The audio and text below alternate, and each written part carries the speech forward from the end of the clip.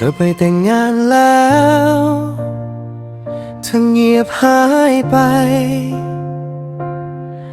ไม่ได้ข่าวจากเธอเลยไม่รู้ว่าเธอยังคิดถึงฉันไหมทำไมฉันถึงคิดถึงเธอได้ตลอดทั้งคืนแบบนี้คิดถึงเธอจนแทบอยากเลิกกับภรรยาตัวเองยิ่งแก่ยิ่งคิดถึงคนรักเก่าคนที่เคยรักกันแต่ไม่ได้แต่งงานกันทำไมตอนยังหนุ่มฉันไม่แต่งงานกับเธอไปเลยถ้าเป็นแบบนั้นวันนี้คงไม่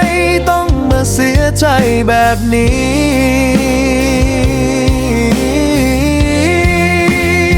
เธอไปแต่งงานแล้วตอนนี้ไม่รู้ข่าวคราวเลยว่าเธอเป็นยังไงก็ไม่กล้าถามใครเพราะเธอเป็นภรรยาของคนอื่นแล้วเธอยังจำความรักของเราได้ไหมอยากบอกให้เธอรู้ว่าฉันยังลืมเธอไม่ได้คนรักเก่าคนนี้อยากให้เธอรู้ว่าฉันลืมไม่ได้จริงๆ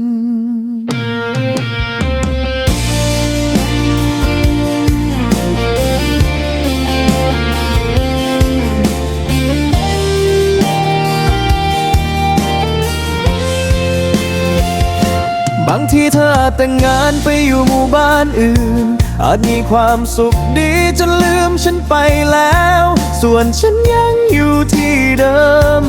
กลับไม่มีความสุขเลยบางทีเธออยู่ในโลกที่มีแสงสว่างแต่ฉันอยู่ในโลกที่มืดมนเหลือเกิ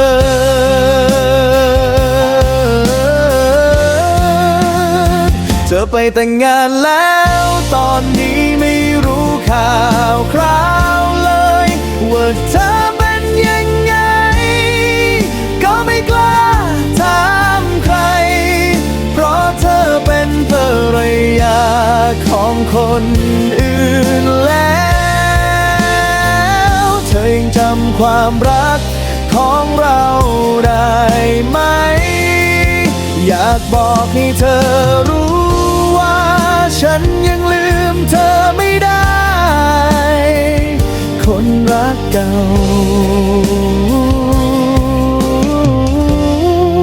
ฉันยังลืมเธอไม่ได้จริงๆ